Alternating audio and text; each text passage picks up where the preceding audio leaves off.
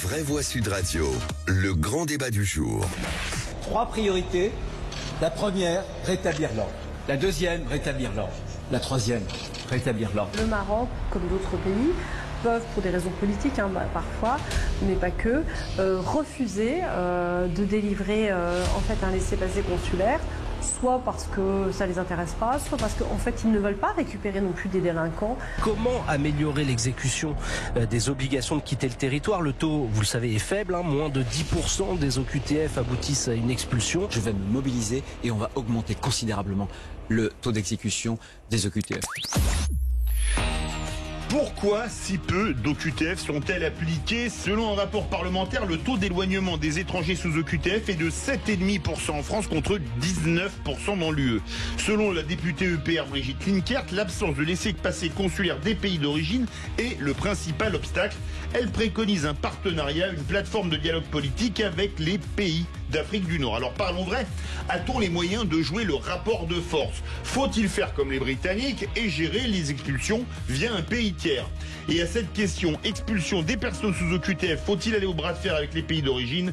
Vous dites oui à 98%. Vous voulez réagir au Délivrez Voix, attendre vos appels au 0826 300 300. Avec nous, Fabien Di Filippo, député LR de la Moselle. Bonsoir. Bonsoir. Bienvenue sur Sud Radio. Vous aviez d'ailleurs rédigé une proposition de loi il y a un peu moins de 2 mois concernant la durée de rétention des personnes sous OQTF. On va faire un tour de table des vraies voix et vous donner la parole, monsieur le député.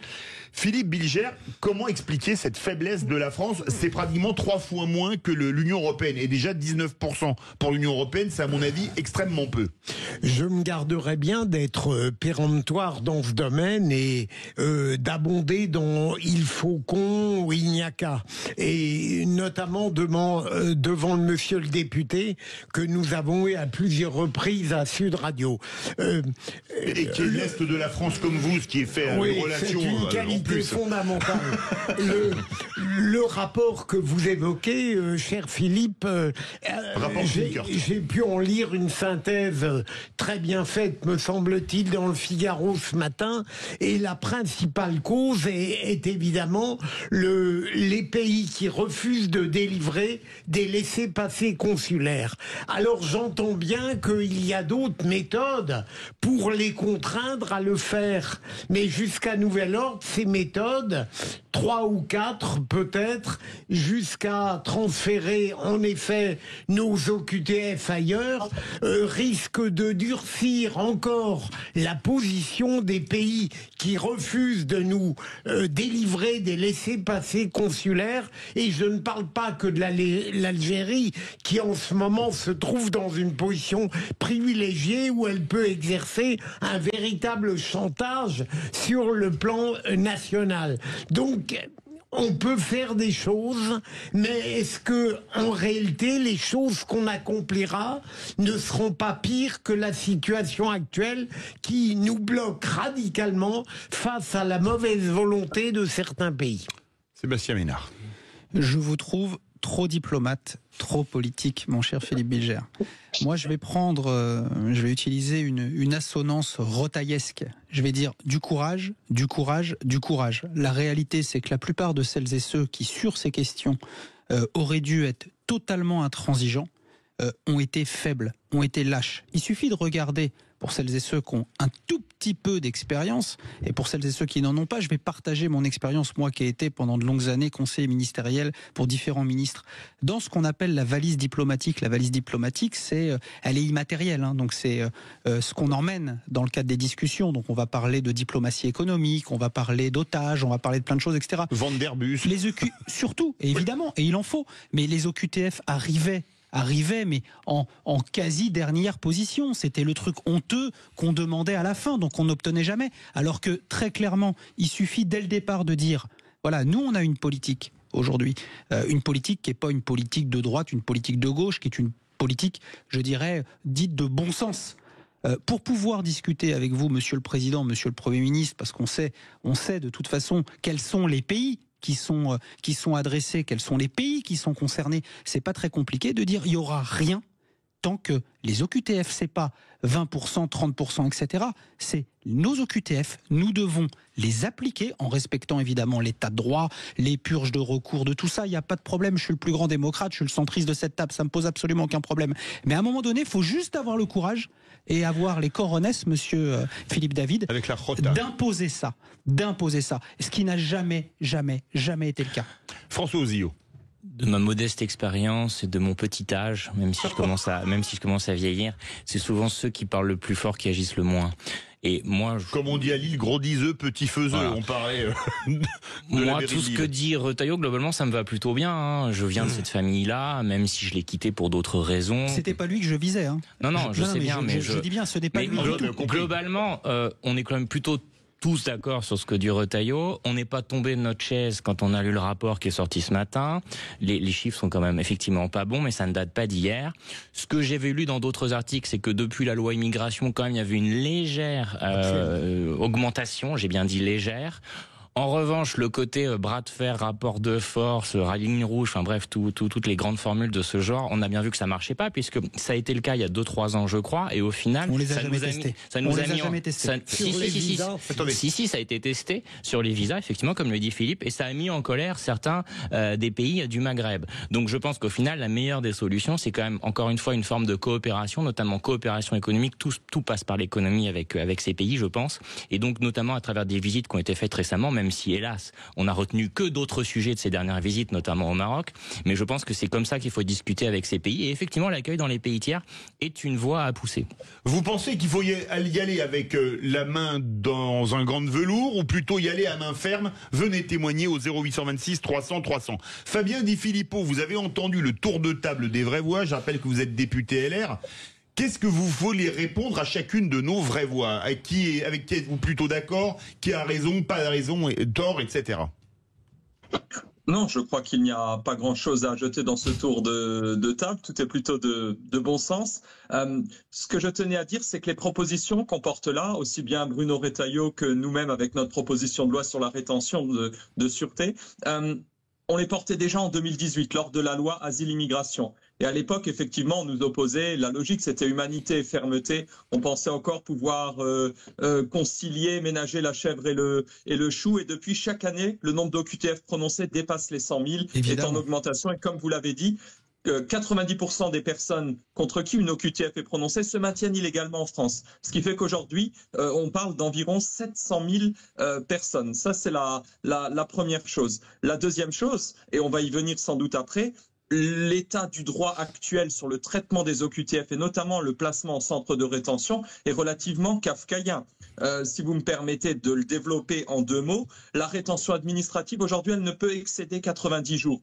Et en plus, eh bien, au départ, c'est 4 jours, ensuite, c'est 26 jours, puis 30, et ensuite, il faut la faire confirmer par le juge tous les 15 jours. Donc, il faut revenir 4-5 fois devant le juge avec des nouveaux arguments pour la maintenir. C'est pour ça qu'on a souhaité faire déjà, dans un premier temps, évoluer cette notion de la rétention administrative, allonger le délai de droit commun à 135 jours, et puis pour ceux qui ont commis des crimes, eh bien, aller à 210 jours. Aujourd'hui, c'est possible que pour les personnes qui sont accusées de terrorisme, parce qu'effectivement, le délai pour obtenir les laissez-passer consulaires est trop long.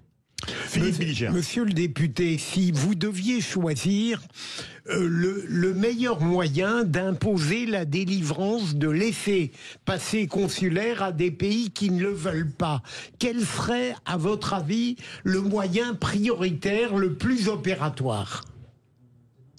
Alors, à titre personnel, et je sais que le ministre de l'Intérieur l'a évoqué aussi, j'avais déposé un amendement dans les débats budgétaires pour réduire les crédits de l'aide au développement. Et en fait, ça correspondait à leur conditionnalité. Effectivement, aujourd'hui, les crédits de l'aide au développement dépassent le 1 milliard d'euros. Je pense qu'en conditionnant leur versement, notamment à l'égard de pays d'Afrique subsaharienne, vous avez parlé du Maghreb aussi. Vous avez parlé de l'Algérie, si je parle du Maroc. Le Maroc, aujourd'hui, on délivre à l'égard de ce pays 238 000 visas sur une année et on arrive à obtenir seulement 1680 retours forcés sur leur sol. Donc, il y a 2 choses. La première, je l'ai dit, conditionner l'aide au développement à la rapidité des procédures administratives de leur côté pour la délivrance.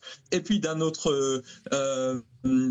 côté, conditionner ou en tout cas proportionner le nombre des visas qu'on peut délivrer à l'effectivité des retours des personnes qui n'ont pas vocation à rester dans notre pays. Parce que la philosophie de tout ça, c'est que ces personnes qui se maintiennent illégalement en France, elles n'ont aucune perspective d'intégration. Et il y a des bonnes raisons pour lesquelles elles ne peuvent pas être accueillies. Et donc c'est toute la machine d'intégration qui s'enraye, et c'est ce qui fait qu'aujourd'hui, eh bien, on a les problèmes qu'on a et que l'immigration est devenue un problème si important. Parce que ça pénalise avant tout les personnes qui ont vocation à rester en France et à y travailler.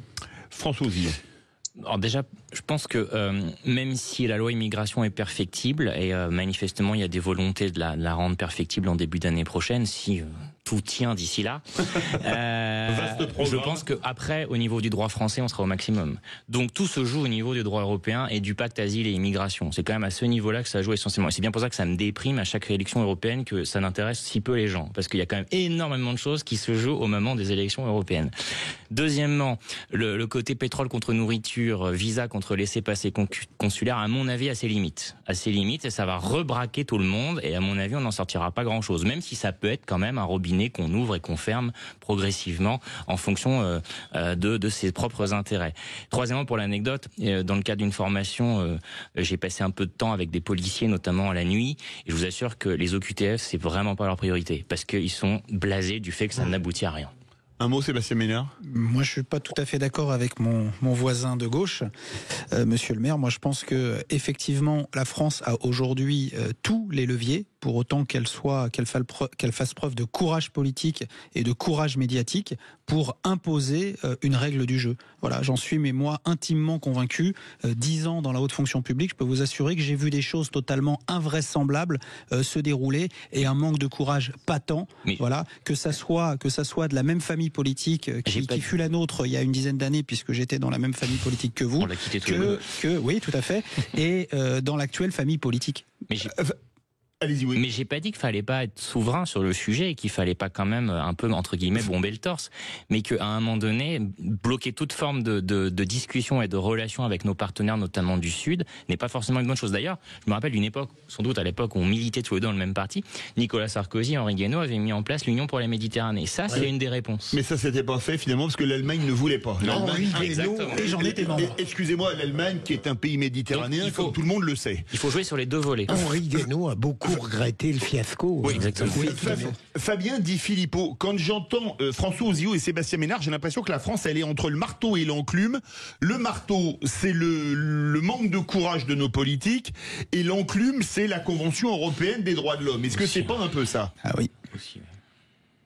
Vous savez, globalement, sur ces questions-là, ça fait 12 ans que le pays est gouverné à gauche. Donc il n'y a jamais eu, jusqu'à l'arrivée de Bruno Retailleau dans le gouvernement de Michel Barnier, de volonté effective d'agir sur ce sujet-là, de prise de conscience. Moi, je me souviens des réponses de Gérard Collomb, et j'ai retrouvé il n'y a pas longtemps un mot privé qui m'avait écrit suite à ces débats.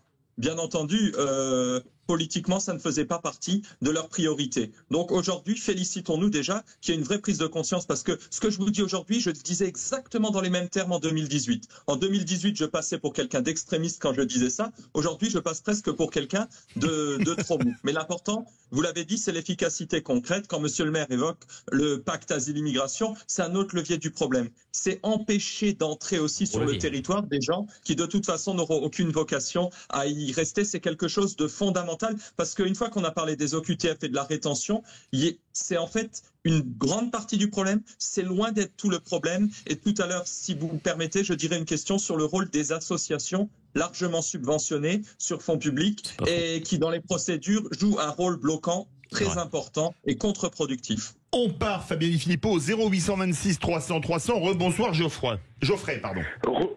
Rebonsoir. Écoutez, je suis désolé, j'ai une certaine frustration. Vous m'avez pris tout à l'heure, vous m'avez demandé mon avis par rapport à la guerre en Ukraine. Malheureusement, j'ai donné mon avis et je n'ai pas pu répondre. Je regrette sincèrement qu'autour de votre table, il n'y ait pas un peu plus de pluralité. J'aurais aimé entendre quelqu'un comme Florian Philippot, je vous avouerai, parce qu'en fait, là, concrètement, vous avez des gens qui sont toujours plus ou moins d'accord ou qui ont fait partie de la même famille politique. Si ces gens-là... Ils ne sont pas d'accord sur tout. Ils sont pas d'accord sur tout, mais on vous écoute sur les OQTF. Laissez-moi finir. Moi, j'ai été obligé de vous écouter depuis tout à l'heure, parce que j'avais pas la parole, maintenant je l'ai. Laissez-la moi pendant une minute.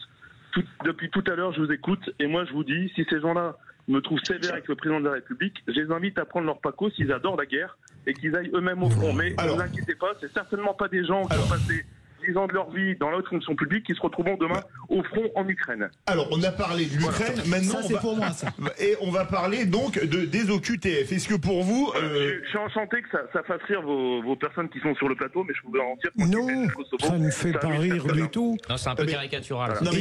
Et Florent Philippot est quelqu'un que j'apprécie, mais il n'a pas raison sur tout.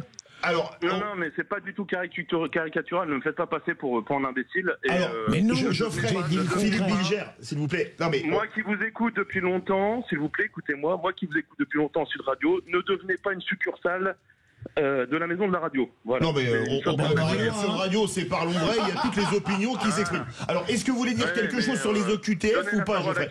S'il vous plaît. Pendant 30 secondes et ensuite le démonter ses arguments sans pouvoir lui donner l'occasion de répondre, c'est pas ce que j'appelle. Vous avez plus de temps. On vous écoute. Est-ce que vous avez quelque chose sur les OQTF? Oui, j'ai quelque chose à vous dire. On est en pleine hypocrisie, d'accord? Alors, je comprends que les gens qui sont LR ont l'habitude de ne pas dire la vérité ou d'arranger leur vérité, puisque en 2005, les gens vous avez dit non au traité de Maastricht, on l'a jeté par la porte, ils sont revenus par le traité de Lisbonne sans demander à personne l'avis sur le traité de Lisbonne, d'accord? Et ces mêmes personnes, aujourd'hui, les gens vous expliquent qu'ils ne veulent plus d'immigration en France, qu'ils ne veulent plus de ces gens. Si on ne les accueille pas chez nous, on n'a pas besoin de les renvoyer. Sauf que, pour pouvoir faire ce genre de choses, il faut pouvoir maîtriser ses frontières. Quand on ne maîtrise pas ses frontières, tout le monde peut arriver sur le territoire. Et tous ceux qui vous font croire qu'ils vont renvoyer les gens, qui vont faire du commerce, qui vont dire oui, moi j'accepte ça, mais vous reprenez mes OQTF, sont des menteurs complets, puisque vous avez la CEDH qui vous interdit de renvoyer les gens massivement. Voilà. Donc, ça, j'aimerais qu'on parle vraiment des problèmes de fond. Alors, vous parlez des OQTF, comment vous renvoyez les OQTF? Monsieur Darmanin l'a promis, les LR l'ont promis, tous les gens l'ont promis. Geoffrey, pertinemment qui ne passe Geoffrey, il nous reste 30 secondes et on va faire réagir notre invité qui n'est pas Florian Philippot, mais Fabien Di Philippot, qui est député LR de la Moselle.